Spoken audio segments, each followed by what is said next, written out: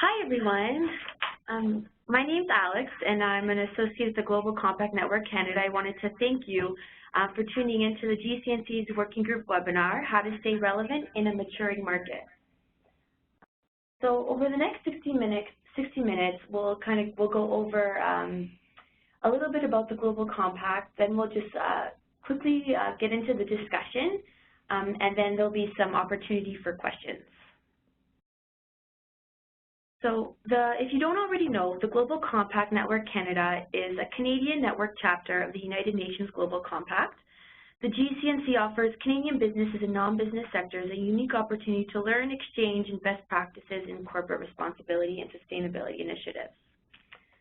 A little overview, for some housekeeping. First, I'd like to remind you to please keep yourself on mute at all times. This is distracting for both the listener and the speaker, so please be mindful. If you have any questions throughout the webinar, feel free to raise your hand or write them down in the chat box, and we can address them at the end of the presentation. So that's kind of the overview. Next, I'm going to introduce Jeff Pegg from TELUS. He leads GCNC Sustainable Reporting Group and will be moderating the webinar along with the insightful Michael Morris from Deloitte. So next I'm going to let Jeff take it away and speak about the working group and what their initiatives are undertaking. Thank you very much. Hi everyone, thanks for joining today. I'm glad to be able to have an opportunity to have a chat with Michael here from Deloitte and with all of you. The Sustainability Reporting Trends and Best Practices group is new this year. We had a Sustainability Reporting group previously that focused in on sort of the good, the bad, and the ugly of reporting. We've evolved it this year, so myself along with Katie and Rachel, we're on the working group. And by the way, anyone who's interested in joining our working group, please let us know. Get a hold of the GCNC team, and they'll pass your contact information on to us. And our intent really is to host a number of discussions throughout the year on some of the topics that you see on the screen here too. Challenges and successes from the personal perspective. So whether you're a reporting practitioner or someone who supports those teams within your organization, want to talk about emerging reporting trends, and we'll get into quite a bit of that today. I'm looking forward to that part of the discussion.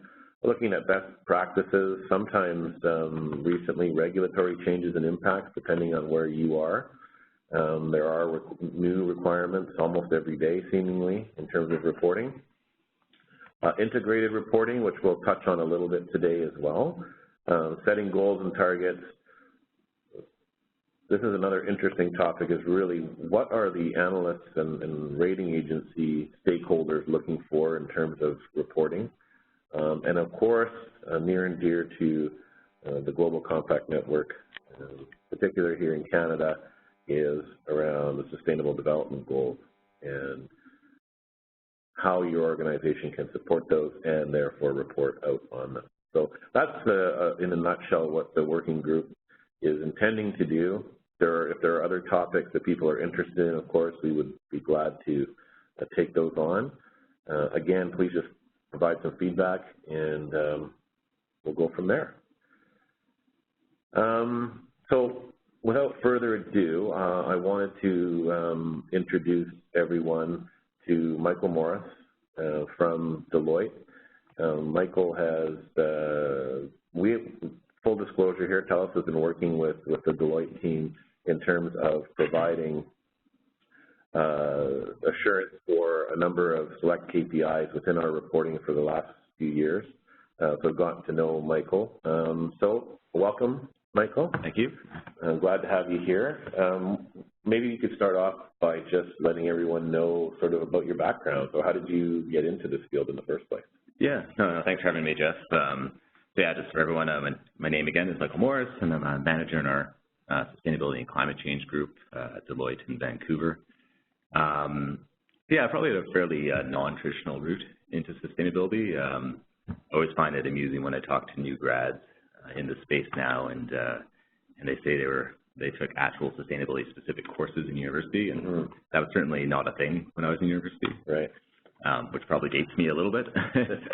So, yeah, I know I took business at UBC, and then my goal really was to be more of an IT consultant, joined Deloitte, and managed to fall into our risk group, working more on Sarbanes-Oxley type engagements, so working on big control and internal audit type engagements, but mostly in the resource sector.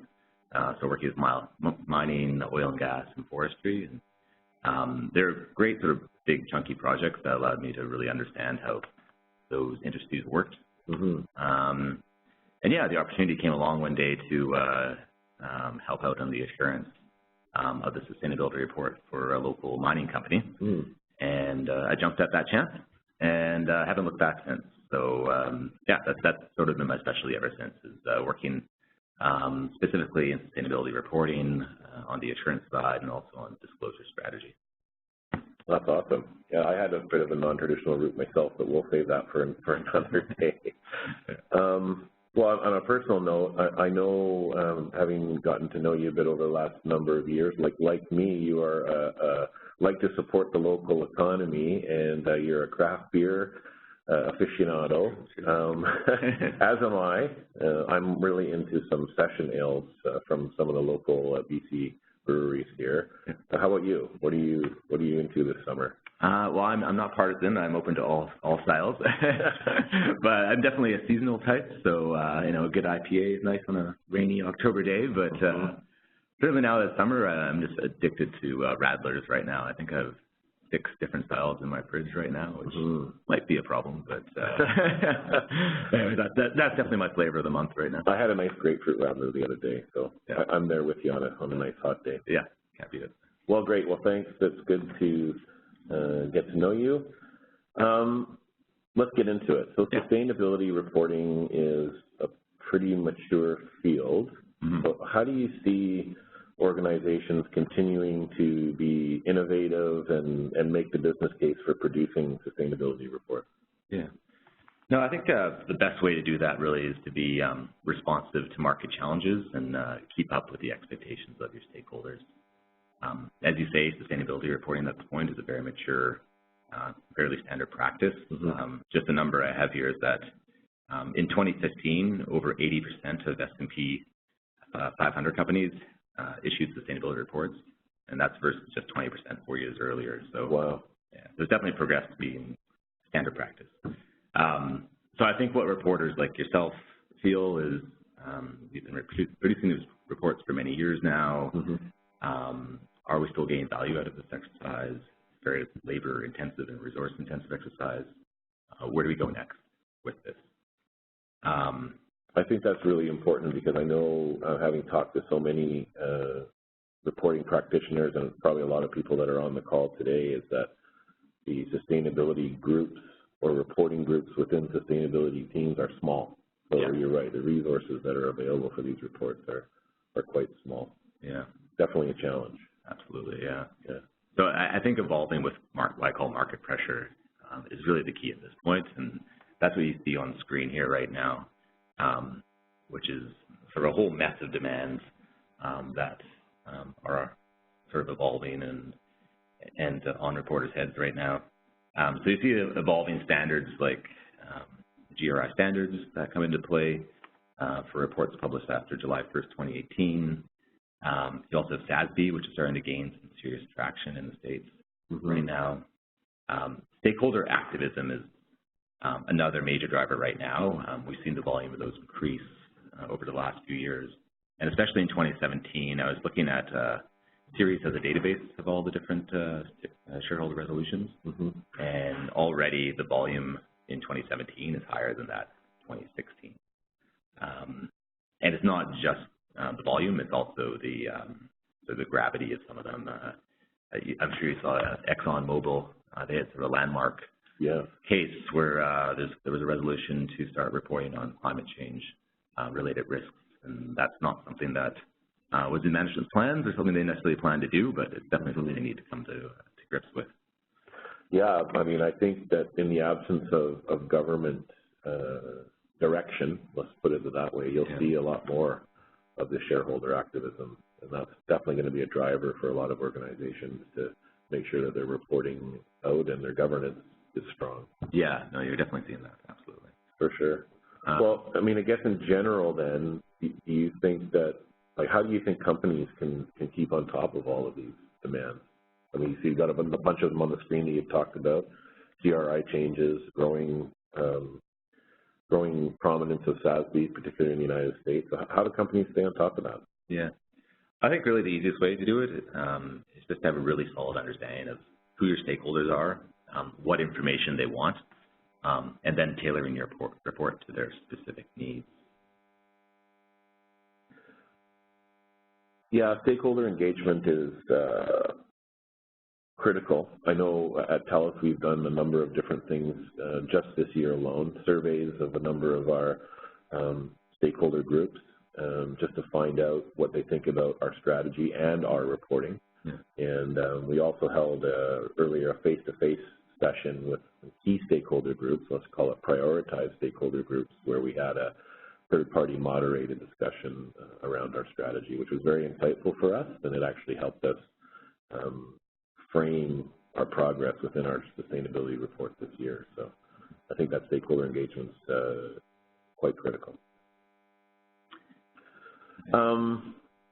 Okay, well, we talked about SASB and GRI. So how do you think aligning your sustainability report to those frameworks can help? Yeah, I think it definitely helps.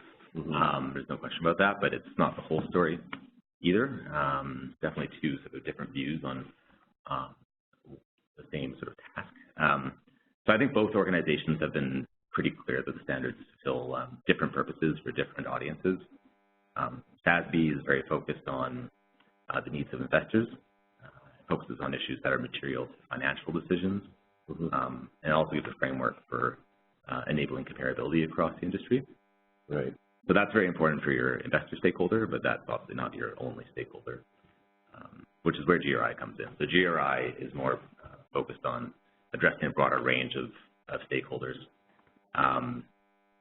So it also gives you a good framework for some of the storytelling and creativity that's usually a characteristic of most sustainability reports. Yeah.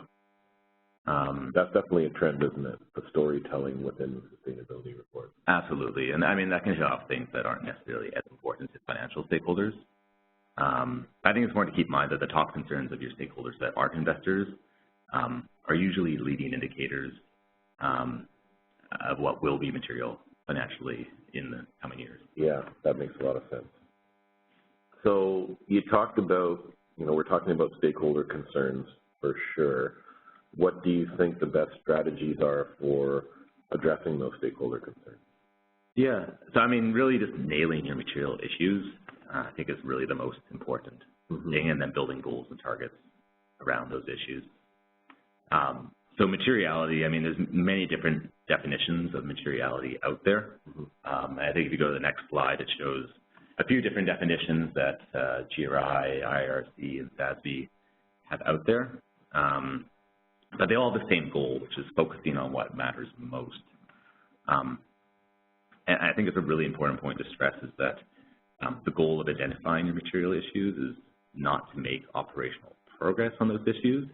Sorry, it is to make operational progress on those issues. It's not just to report on those issues. So your reporting should really be a byproduct of that. I think that's a critical thing to point out because, if you understand what the key issues are, material issues are for your organization and for your stakeholders, that needs to be forming where your strategy lies. Yeah. Right? So what you're talking about is the progress on that strategy, the action plans, and the KPIs that you have in place is what your reporting is. Yeah. End up being. Yeah. That's a good differentiation for sure. It's very easy to get lost in just being very narrowly focused on the reporting side and not the operations. So yeah, no, I think with that in mind, when conducting and updating your materiality exercise, one way to really move it to the next level and get more value out of it is making sure you're getting the right insights from the right people. I think most companies have a good general understanding of who their stakeholders are. Yeah. Customers, investors, employees, communities. Yeah. But it's which specific investors, customers, communities have the most influence, have the most credibility, have the most insight for you. If you can target those most specific and insightful ones, you can get a lot more value out of the process. Yeah. Yeah, I think that's, I don't see a lot of that in reporting yet, sort of that deep dive on a material issue, for example, from a key stakeholder's perspective. That's good. So do you think that's something that will be a trend moving forward, or something that companies should strive to be doing?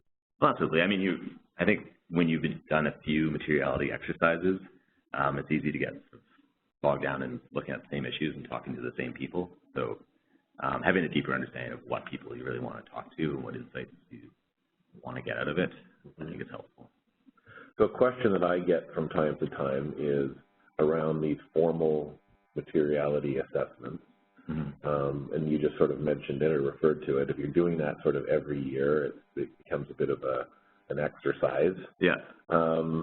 Is there something that companies should be doing annually? Is there other ways that they can be, topping up on that, or should they do a formal assessment every so often, or what's your view on that? Yeah. I don't know if it's something you necessarily do annually, but I mean, as I say, on one side, I think targeting more deeply your key stakeholders, but on the other side, I think it's also just casting a wide net for your stakeholders. So something we've been doing a lot at Deloitte when we've been helping companies with materiality assessments is trying to talk to as many employees and customers, executives as possible. Because I think the wider net you can cast, the more perspectives you get. And better sample size. Better sample size. Absolutely. Yeah. Yeah. And sure, for yourself, your employees in Canada versus your employees in, say, Guatemala, they have very different interests and different things that are material to them. That's a good point. Yeah. Yeah. Yeah. If you ask a frontline person in Vancouver versus Guatemala City, you're going to get different responses, I'm sure. Yeah. Good point. Good point. And, yeah. Just one last point there that I think is that sort of activity isn't done necessarily very often in the business. So it can be really a good value creation tool for the sustainability department specifically. And do you think simple surveys, whether they be online surveys or otherwise, is that a good way to sort of cast the net wide, as you say? Yeah, no, absolutely. And of course, asking the right question will be the right answer. I think that's obviously critical. Yeah, that is critical. But yeah, it can be as simple as just a survey. But having said that, then, so is there any sort of ideas you have on crafting the right question? Is there sort of a standard set, or do you use something like GRI to guide you, or what do you got any ideas on that? Yeah. Well, definitely. I mean, using a framework like GRI is helpful. That you want to be rooted in the issues that you want to be talking about. But I think in some ways keeping the questions broad enough that you can get unexpected answers is important. But knowing, at least at a high level, what the concerns of those geographies or operations might be, going into it and tailoring your questions to that can be very helpful. Yeah, and I think it can, I know it has for us in the past, but it can also uncover emerging issues that you may not have a great awareness of. Absolutely. Yeah. Awesome. So in the spirit of talking about materiality, once an organization has those issues well defined or understood, where would a company go from there? Yeah. So I think once you have your material issues nailed, it's important to weave them into a broader vision and set of goals and targets. And that's where you can really start making real progress on those issues. So the visual you'll see on the next slide, it's really one of my favorite ways of representing what a well-integrated sustainability strategy should look like. So what you see is there should be strong alignment between your corporate vision and this, all the way down to the specific action plans you have around your material issues. So in this slide, I have the example of water here and minimizing freshwater consumption. You can see when you go one level down, you start setting specific numerical targets in terms of reduction and also time frame and also programs in place to get there. And then you go one more layer down from that, and then you have some specific metrics that you can measure your success on those programs. and where it's applicable to your business, even having sub-metrics for your various operations in the business unit. Mm-hmm.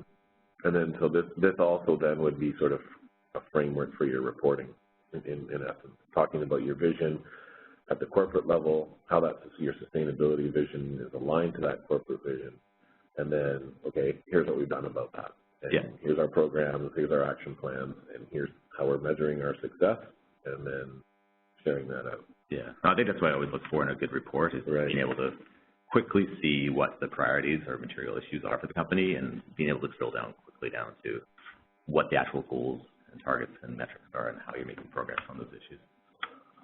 Yeah, for those of you who haven't already, I'm sure many of you have, it just comes to mind the Unilever's reporting is very easily digestible, where you can see what the vision is for the organization, how it aligns with their sustainability vision, their key simple action plans and the metrics around those, and the reporting is fantastic on their website. So I encourage everybody to go take a look at that. Yeah, sure.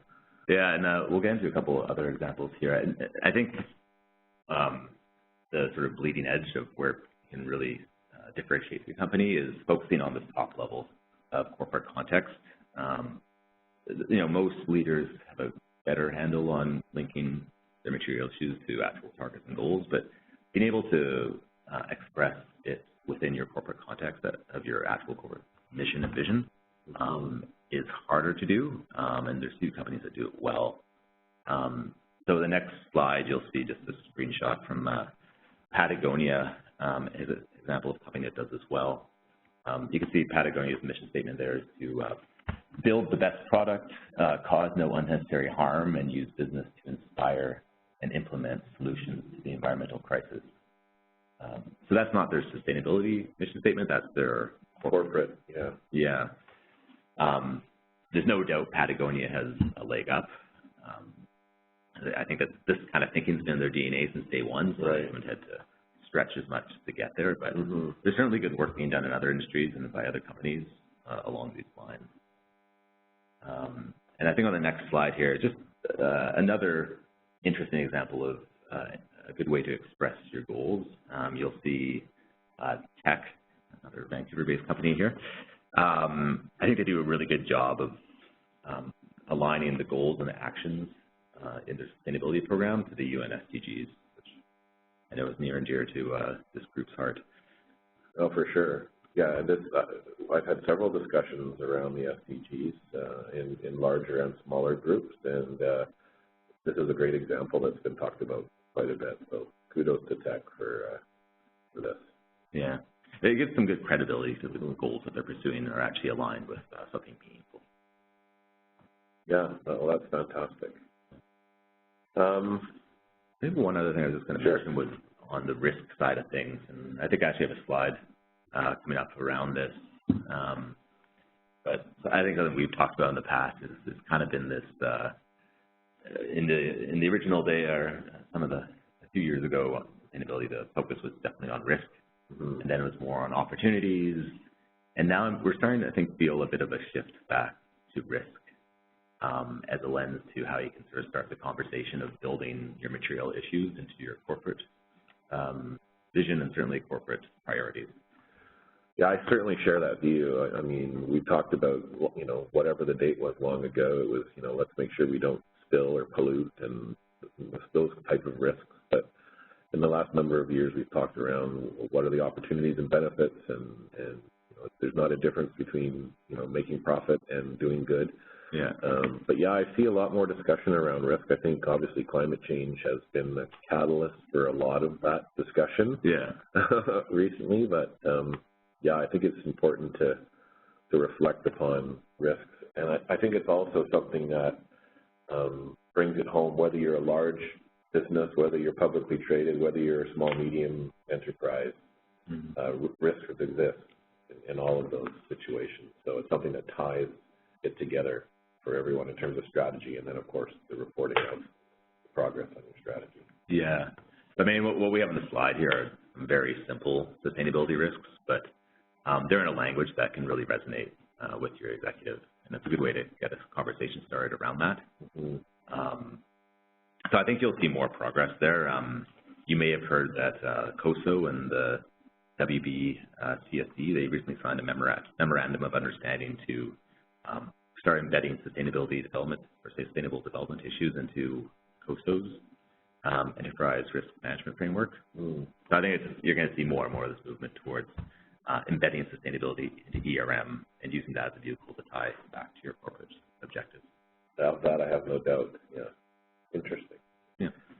Well, thanks for that. I wanted to sort of branch out a little bit here and talk about some trends. The first one is continuous reporting. So the time frame for me is about the last 3 to 6 months. I've heard a lot of talk around the concept of continuous reporting. How do you see this playing out in the sustainability space? And maybe you can sort of frame it for people on the call that might not know what I'm talking about. That's great. Great point. Yeah, so I mean, the concept is simple behind continuous reporting. It's simply just increasing the frequency of your reporting. Right. From moving sustainability from an annual exercise, sustainable reporting, to an annual exercise is something that's monthly, daily, or even real time is the ultimate goal.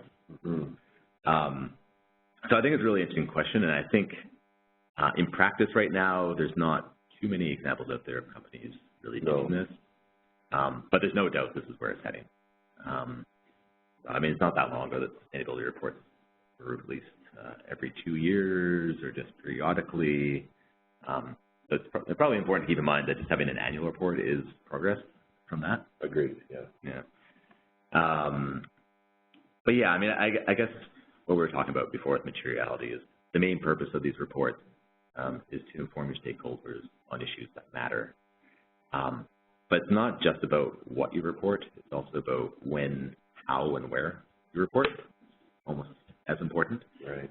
And I think the desire for a continuous report kind of speaks to those concepts. So I think it's, without question, most people now expect information to be timely and easily digestible and easily usable. They don't want big, cumbersome reports. They just want that information quickly. So that 175-page CSR or sustainability report is not the way of the future? It may not be, no. It's possible it's not. Okay. Yeah. And I don't think this is strictly a sustainability reporting problem. I think this is a broader problem for all corporate reporting, and especially financial reporting. All the financial reporting structures that are in place right now, and sustainability reporting is heavily informed by these traditions. They were all set up 80 years ago. Right. Right, and the world has progressed and moved on and changed. Just a little bit. Just a little bit, yeah. So we have a slide, the next slide, if you bring it up, has just a framework for thinking about this. And this speaks specifically to how financial reporting in general could be overhauled to provide more timely information, but I think the concepts are equally applicable to sustainability reporting. The main takeaway here is that reporting should be comprehensive at times, but not necessarily as comprehensive every time. Yeah, so indicators of progress and performance are the sort of indicators that you should be reporting on more frequently. So probably a good place to start then is where you have, well, first of all, if your stakeholders have a desire to learn more about a particular metric more frequently, that would be a driver. But if you have access to the data, something that's material to you is where you can start, at least anyway. Yeah. Continuous type reporting or more frequent reporting. Yeah. I mean, I think a good place to start is just conceptually to think about key data points that are reported to your stakeholders. Those are the sort of things you want to start laying the groundwork for now to report on more frequently. Things like stories and analysis and they're very typical in a sustainability report. Those won't go away.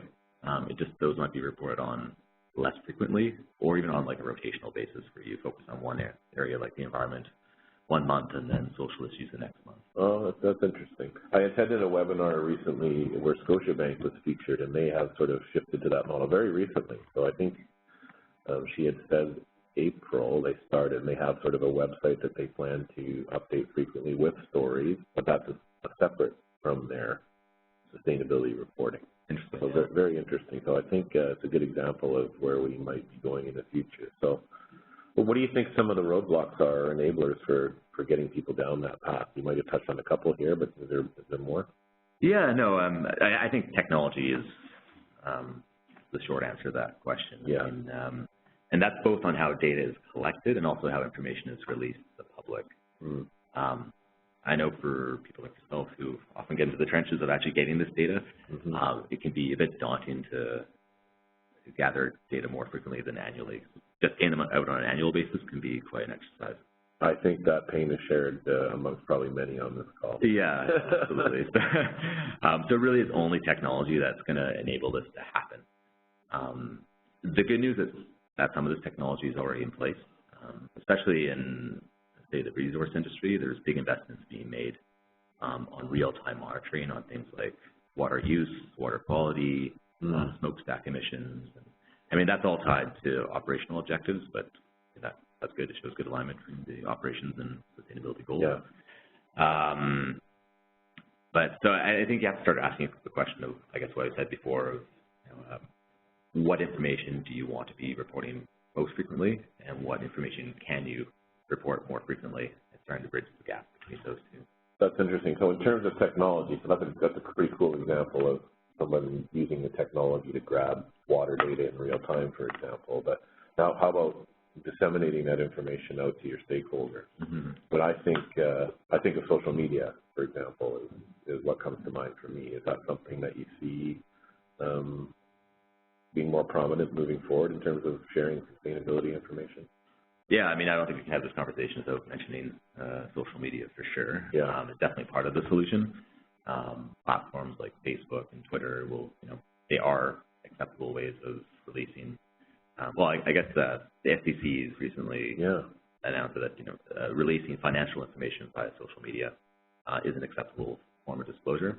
So certainly, if it's acceptable for financial reporting, it's acceptable means for. So now social media is legit. It's legit. The accountants have said so. More legit, yeah. Yeah. Oh, okay. But that, it's obviously a wild beast, and there's good ways of doing it and bad ways of doing it. So conceptually, you can use Twitter to release succinct data points, to link to larger reports, or just respond to emerging issues. But obviously, there are some risks associated with that, and I'm sure you could probably speak to that. Yeah, well, I mean, once something is out there, it's out there, and the way that you frame, put something in context is also very important, for sure. So,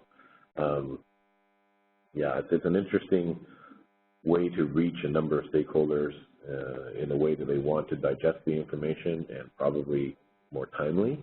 But I think you have to have from a risk perspective, that you have to have a pretty robust plan to be able to react to some of the back and forth that can happen on social media. That's for sure. Back and forth. Be well prepared. Way of putting it. Back and forth. Yeah, we'll just leave it at that. Yeah. Maybe one last point I'll just make on this is just so social media is one thing. I think the other sort of technology side of releasing information is just the tagging and linking of information on your website or within your reporting. GRI was on this a few years ago with had a XBRL program, which hasn't gone too far yet, but the idea of using technology like that to allow customers or stakeholders to use your information for whatever means it is they need. I know even in my profession, it's nice when I can go to a report where I'm usually just looking for something very specific, maybe greenhouse gas emissions across an industry, and being able to grab that very quickly and being able to manipulate it for whatever purpose I need is helpful. Excellent. So that's sort of emerging trend, this continuous reporting. We'll have to keep an eye on that, and maybe we can have some future discussions around that topic in this forum. I wanted to touch on integrated reporting, though. So in my opinion, it still seems to be struggling a bit to gain traction. Do you have an opinion on why that might be so? Yeah. I think there's a few reasons for it. Probably the biggest reason is right now is just one of the biggest reasons is a lack of understanding of what integrated reporting is and what's required to actually get it off the ground. Right. There's also just natural inertia. As I mentioned, financial reporting processes have been in place for 80 plus years, so it's going to take time to make changes to those types of frameworks. And also just being real, there is still a demand for the individual reports that your companies produce. So even if you are doing an integrated report, you still need to do quarterly filings. You still have to do your 10K if you're in the States. Depending on your stakeholders, you might even need to still do a standalone sustainability report. So that kind of muddies the business case, I think. Right. But probably the biggest hurdle is that integrated reporting requires integrated thinking. I'm sure you've heard that phrase many times, but that is really the key of this whole question. I think the last thing you want is what I would call like a combined report. I've definitely seen these reports, and I'm sure you have as well. Yeah. Financial report with some sustainability report tagged at the end or something like that. Exactly, yeah. I've seen it where, it's a financial report and then the sustainability report is appended. But yeah, different messaging, different fonts, different formatting. This is not where we're trying to go with integrated reporting. No. That sounds like attached reporting. Yeah. So I guess that integrated thinking piece is the genesis of a lot of the issue then. A lot of companies may not be down that path that far yet. Yeah. But I do think there is hope. There's definitely some intellectual curiosity out there, and not just from traditional sustainability people. I hear more and more in financial circles, people starting to talk about integrated reporting. So that's encouraging and necessary if we're going to go down this path. It's not just have sustainability people beating the drum on this. So what should companies that are considering getting to integrated reporting be thinking about? Yeah, so I mean, I guess some of the things we need to start thinking about is some strategic and some tactical. So, I mean, on the strategic side, it's how you're going to need to shift how your business operates to begin operating in this way. How will it change your ethos? How will the various capitals related to sustainability, how will that inform your overall corporate decision-making going forward? Likely, you'll need to be shifting your corporate mission in some way. That takes some deep thinking. If you move to the next slide here, we have sort of a visualization of some of the things you need to think about. And I think for sustainability people, these are pretty familiar concepts and similar to what we talked about previously on this conversation. So it starts with defining your company's purpose, identifying stakeholders, and defining material topics for value creation. So that's all very similar to what we just talked about. It's just in this case that material topics are broader than just your classic sustainability issues. You can see along the left there's the different capitals that the IIRC defines. So there's natural capital, intellectual, manufactured, social and relationships, financial and human capital. So it's a broader set of topics to draw from. Absolutely. Well, thanks for that. I know there's some leaders that are trying to within Canada that are doing integrated reports, and they're something that we can look to for those organizations that want to go down that path. So that's awesome. Yeah. I'm just checking the time now. We want to have a lot of time for questions from everyone, but are there any final thoughts or key messages that you wanted to leave with the group today? Sure, yeah. I guess we can move to a couple slides at the end here just to summarize, but I would say that for any of us that have been involved in sustainability reporting for the last many years, it's easy to get into a rut and churn out similar content every year. You do your materiality exercise frequently, and it feels like you have to talk about the same topics, the same people. But the fact is that the world is changing rapidly. There's more demand for this data. Standards are changing. Stakeholders are always getting more sophisticated. So, I mean, some of the changes you see here on screen are what we spoke about today. There's definitely a focus now on incorporating sustainability into your corporate strategy, continuing to sharpen the focus of your reporting on material topics only, and also articulating and showing progress on your goals to demonstrate not just where your company is today and where it was yesterday, but where it's going in the future. I think that's extremely important. So just closing and moving to the next slide, I think the message there is that evolving your reporting requires a ever sharper focus on materiality and demonstrating progress on the issues that matter most your stakeholders. So evolving your materiality exercise to be as specific as possible about who your key stakeholders are, who specifically are your stakeholders and who has the most knowledge, influence, and credibility to move your program forward. Yeah. And get rich information and insights out of that process. Setting goals and targets and evolving your sustainability report so that you have meaningful goals and targets on your material issues that also link to your, not only your sustainability vision, but to your larger corporate vision.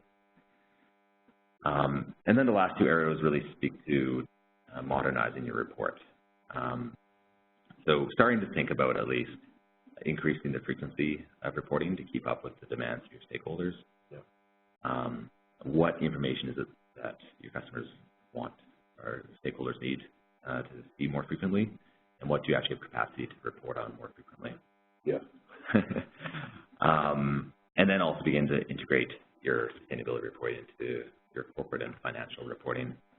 So yeah, I think on that one, it requires thinking, having a new holistic corporate vision, then also getting into some of the tactical decisions around what new infrastructure you might need to have in place to make that happen. So what new reporting channels are needed, what training do you need to do, what mechanisms need to be in place to get buy-in through the organization.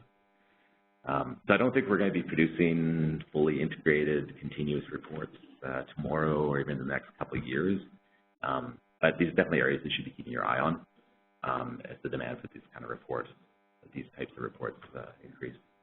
Well, it certainly is a journey, and I know we've been through one, and it continues. And I think you've laid out a really great sort of framework here of things to look out for in the future in terms of evolution of reporting. So thanks so much for your for your time and answering all of my questions.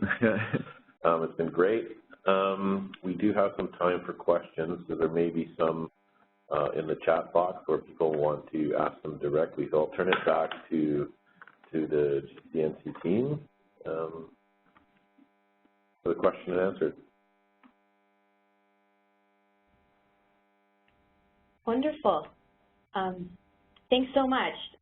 So I guess before kind of we just go into questions, since reporting and sustainability was kind of the topic of this webinar, just to kind of indicate some of the future programming too, we have a peer review program which kind of gives companies the opportunity to give honest critiques on their peers' reporting to promote these trends that are emerging. So continuous reporting, integrated reporting, to see if their actual materiality process is robust and in-depth as it needs to be. So very good.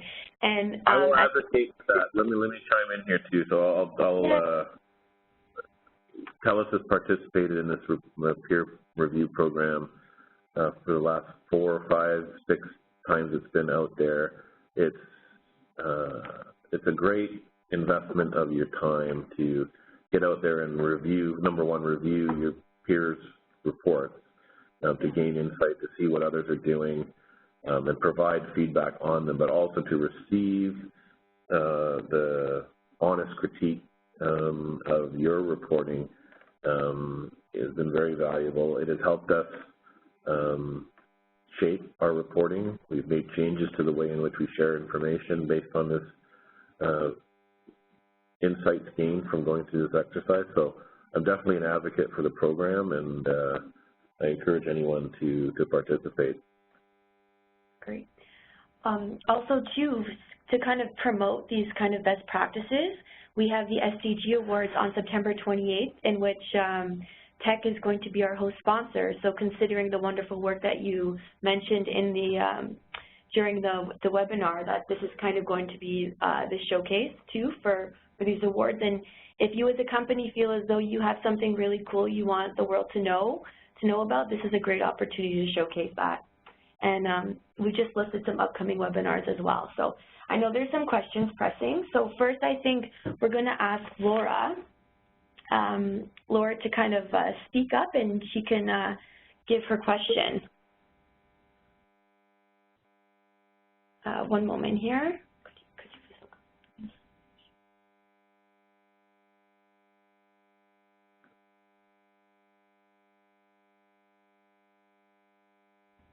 Laura, you've just been unmuted. Hello? Can you speak? Yes? Can you hear me? Yes, we can. Thank you.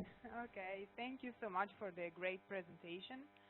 I was wondering if you differentiate reporting to share information and evaluation findings from reporting to change behaviors and encourage action, foster innovation, etc. If you do make a difference between the two. So, yeah, I guess, can you differentiate the reporting so that it spurs people to action and innovate? I think I'll let Michael chime in here, but just from a TELUS perspective, one of the reasons why we are doing reporting, as we said, reporting is just sharing progress on the strategy that you have, and one of the reasons that we have that strategy is to drive a key stakeholder group, and in our case would be employees. I think that would be pretty universal for a lot of organizations.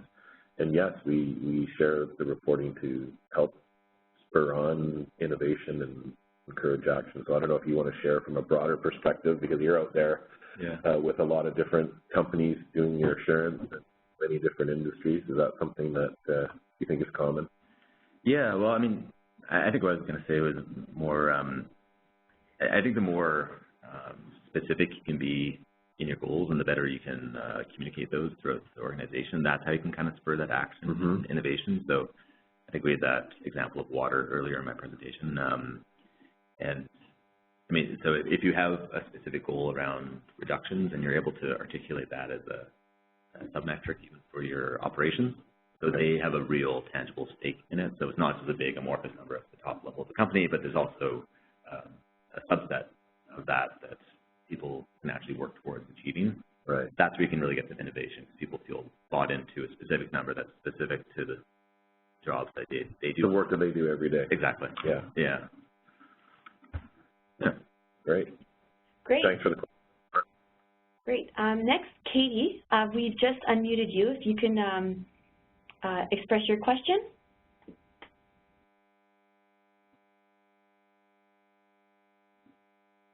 If not, okay. Okay, if not, I'll kind of communicate on her behalf. So how do you communicate the value of integrated reporting in countries where this is not mandated? Also, what are your thoughts on the annual reviews produced by companies in the UK, companies like Rio Tinto or Unilever that have similar integrated reports? If you'd like me to repeat the question, let me know. So the first one is around communicating the value of integrated reporting in countries where it's not mandated. Okay, exactly. We'll start there. Yeah. Well, I think we touched a little bit on that. How many areas are you aware of where it's mandated in terms of integrated reporting? I'm thinking maybe it's just South Africa. South Africa is one that comes to mind immediately for me. Yeah. Right. Yeah. I know there are a couple other. Well, yeah, not too many. There's not too many. Yeah. So what's the value? What's the value in integrated reporting? How do you communicate that value? Yeah. Is the question. Yeah. And I think from my side, I think the idea is, starting with that vision level for the company. So how do you actually do what Patagonia did, which is integrate into how you operate your business day to day? So I'll say it again, integrated reporting requires integrated thinking. Yeah. So if it's simply a reporting exercise, I don't think you'll ever get a ton of traction on that if you're just appending a couple of reports together at the end of the year. But I think it's focusing on your company's purpose. Social purpose. That's what I was thinking too. Yeah. That's where you see a lot of companies going right now, really trying to get their head around what their social purpose is. That can get people excited and on board with it. It's obviously easier with certain companies, like an outdoor adventure company versus oil and gas. You might have to think about it a bit more, but certainly all these companies make significant contributions to society, and just articulating what those are and what that sort of sustainability lens is. Yeah, so that's what popped into mind with the question for sure is, as organizations get better at communicating what their social purpose is, or how they are creating shared value, the integrated reporting is more likely to follow. Yeah. Yeah, when the core business strategy is the sustainability strategy, or one is the same, or social purpose, which we could probably have a whole another hour or two just on talking about. That's for sure. So the second part of the question was really around just thoughts on the annual reviews that are produced by companies in the UK in particular that are similar to integrated reports. So not technically an integrated report, but just sort of a review. I've seen a few of these. I'm sure you've read a few. Yeah. What's your thoughts on those? Yeah, well, I guess you were talking about Unilever before, so I don't know if you have any reflections on that. Well, I don't know. I think it's interesting. It's fine. It's part of the journey, right? It's like when you are starting off on creating metrics and goals and objectives on your sustainability strategy, it's okay to sort of have directional goals at the beginning. Yeah. Before you have an opportunity to, engage your stakeholders even further, engage your executives even further, boards, if that's the case for you, it's a step. It's a step in the right direction is what I would say. So these annual reviews are interesting, even though they might not be fully fledged integrated reports. It kind of gives you a hint that this organization is on the verge of this integrated thinking that we've been talking about. Yeah, so I think that's a really important message. And then as these companies mature, I think are you still able to get the information that you need out of these reports? I think that's, I don't know specifically in this case, but I do find it challenges when you're in the early stages of an integrated report like that. Sometimes issues that are important to some stakeholders get kind of glossed over. Mm-hmm. Interested in having one unified, streamlined message.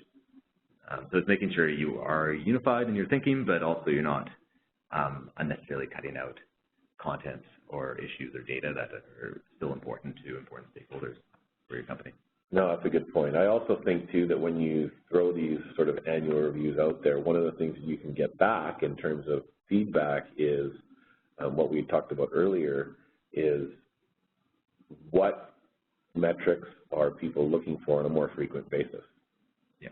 Right? That's one thing you can get from these annual reviews. Absolutely. Yeah. Awesome. Okay, great. So we have one more question from the chat box, and this pertains to continuous reporting. So the question is, do you think there is a need from stakeholders for continuous reporting, let's say instead of one annual time to portray the situation? And I think he was asking from more of a personal perspective. I know there's trends and also the practicalities of things. So do you see stakeholders asking for this? I'll chime in here from a personal perspective. We sort of touched on this in the social media part of the discussion. What I find is people want to get information now on just about everything. Yeah. Whether it's the latest celebrity news or the sports score or whatever the case may be. I think that's the same if you have an interest in sustainability, if you're a stakeholder in that for companies that you want to do business with, work for, or invest in. So I think that that's not going to change. I think that's just the way that the society is shifting towards. So it's also the frequency, but then also the way that you're sharing that information. Can it be digested in sort of a bite-sized chunk quickly? So I think you have to think about how you're sharing that information, whether it's a graphic or a video or something that can be understood in plain language for people. I think that's sort of tied hand in hand with this concept on continuous reporting is, you can probably do it more frequently, but you better be effective at doing it or there's no point doing it. Yeah.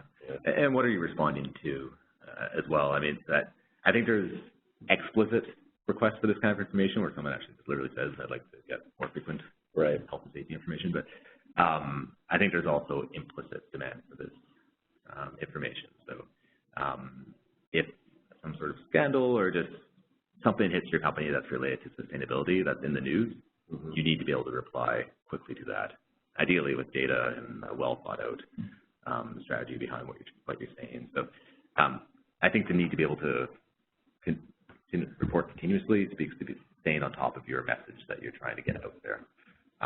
You can all see in stock prices,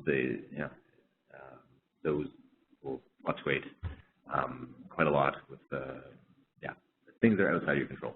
Sometimes it's product launches, sometimes it's actions of your competitors.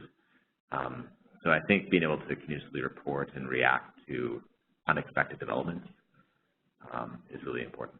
Yeah, I guess it's just another layer in terms of your organization being nimble, flexible, resilient, and responsive overall, and this is just a sustainability viewpoint in this case. Yeah. Great question.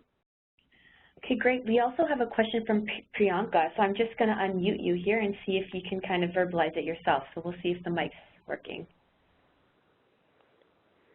Priyanka, you've been unmuted? Hello? Yeah, perfect. Hi, can you hear me? Yes. All right. I'm talking from the Indian perspective. So currently the regulator has issued a circular for top 500 listed companies in India to adopt the integrated reporting framework voluntarily. Now, in economies where the framework is mandated, I'd like to understand, what are the key drivers, stakeholders, responses, and the challenges that the companies had to face in terms of, making the transition to the new framework. Yeah, good question. Yeah. Well, I think it's the thing that jumps to mind for me is probably the most critical piece to beginning that exercise is to get out and engage your stakeholders and find out, besides the financial information that they're seeking from your organization, what is the non-financial information that they're seeking or the sustainability information that they're seeking. That'll give you the best starting point of where you need to focus, I would suggest, is getting out there and finding out what stakeholders need. In advance of that, you might want to go through an exercise in terms of prioritizing your stakeholders. I think that's very critical. When you're starting off something new, particularly if it's regulated, there's timelines that are associated with that, then I think you might want to go through a stakeholder prioritization exercise, And if you haven't done it, you might want to just go through a who are our stakeholders exercise, right? Who are they? How can we prioritize them and then find out what's important to them? That's sort of maybe where I would start in terms of practical advice. Yeah, no, I think it's very similar to that materiality exercise you go through regular sustainability reporting. The difference here is there's likely a framework in place that, I guess you have the advantage of having a framework in place that likely dictates some of the different capitals that you need to consider. So just being as holistic as possible and considering each of those capitals and what is required from the standard versus what you would desire as a company to speak about given your stakeholders' needs. Yeah, interesting question. I had just read about that fairly recently myself. So hopefully you're up for the challenge. Wonderful. Okay. So I think that was the last questions from the audience, and we are 2 minutes to 1. So I think we're going to wrap up the webinar. I wanted to thank you, Michael and Jeff, for facilitating this and providing all this wonderful information. The webinar will be recorded, and we will be sending out a follow-up email. Don't forget to check out the GCNC and our future webinars. Thanks so much. Thanks, everyone. Looking forward to your feedback. Yeah, thanks very much.